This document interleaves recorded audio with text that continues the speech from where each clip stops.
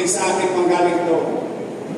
Gusto ko malaman kung pareho tayong napapansin.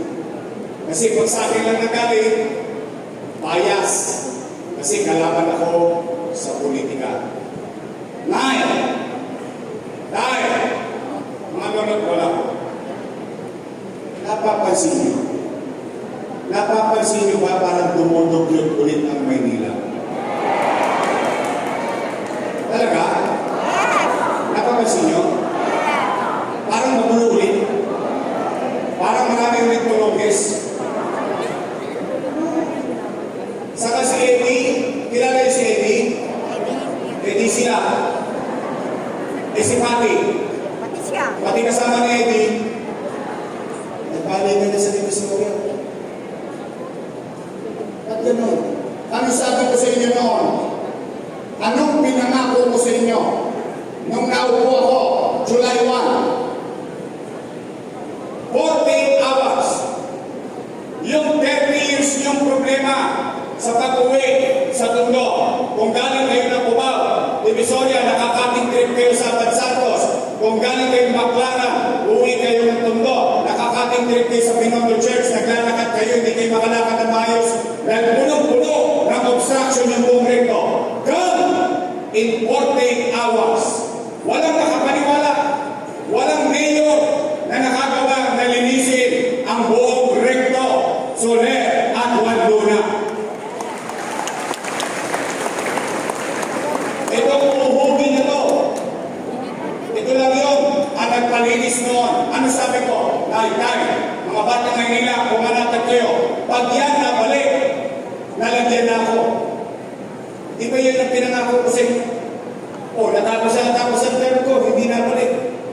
Napapakinabangan ng taong bayan ulit ang kalsada. Nakalalakad ulit ng maayos ang kalsada, tao sa kalsada. Ngayon, nagpapalikan naman. Tingnan nyo mamaya. Dito, tutuban. Pasinin ninyo. Kaya sa dagupan. Umpisa na naman yung tent-tent. Ayan na po si Eddie. Andyan na po si Pati. Mag-uumpisa na naman yan. Tingnan nyo na. Tatatlong taon lang ako nawala. Sasaglit lang ako nawala. Ano nangyari sa Maynila?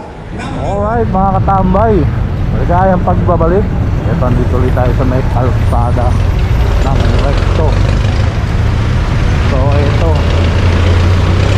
nung nakaraang linggo nag-comment tayo, no, regarding sa mga tent dito sa may Divisoria recto. So ito, grabe oh. Kala ko ililigpit na nila. Ito pa pala, dinagdagan pa. Oh, ayun, ang haba na oh. Sa kabila rin meron. Oh, yan.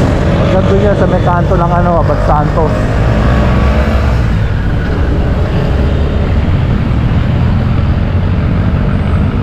Grabe, alam na. Ang ganda ng bagong project ni Mayora oh. Hindi na mainitan yung mga taong naglalakad. Oh, diba? Masulungan. Oh, diba? Ano lang yan eh, para yung mga naglalakad dito di mainitan. Kayo kung ano iniisip nyo agad eh. Oh, hindi makakapaglakad sila ng matiwasay.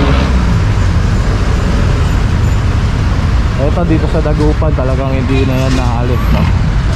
So ayan, grabe ang traffic. Kinuha pa yung yung lane ng kalsada, no? Isang lane ng kalsada kinuha pa. Grabe talaga. Doon sa kabila traffic doon. Papunta ng ng Abinida. So ayan, alam na this. Sabi nga ni Yorme, within 14 hours mga po siya nalis niya yung mga obstruction dito sa recto, no? At kapag nabalik yan, alam na, nalagyan na siya. So dito kaya, sino kaya nalagyan? Mga alaman.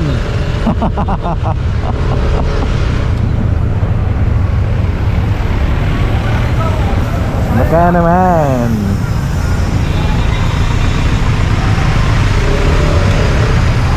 Dito na tayo sa may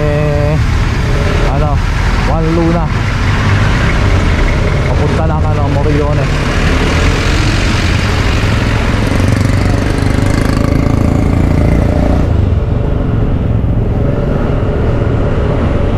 So ayun mga katambay, in-update ko lang kayo regarding sa mga tent dito sa may Recto, Dagupan. So kayo na lang ang bahalang mag-isip. Madumi naman ang ating mga isip. So hindi na natin kailangan mag-isip, pero alam na yun kung ano yung sabagay pagbigyan naman natin, no, ilang buwan na lang naman. At kailangan na mag-ipon. So dalawa nga yung pinag-iipunan dyan, yung eleksyon at yung pondo kapag wala na sa pwesto. So bahala na, meron naman yung balik, no. So tara, kita-kits ulit. At maraming salamat sa inyong pagsuporta, at lalo na sa panonood ng Katambay Official Vlog. Please kindly like, comment, share and subscribe. Pakihit nyo na rin ang notification bell para updated ka. Mabuhay kayo lahat hanggang gusto nyo. God bless everyone and peace out.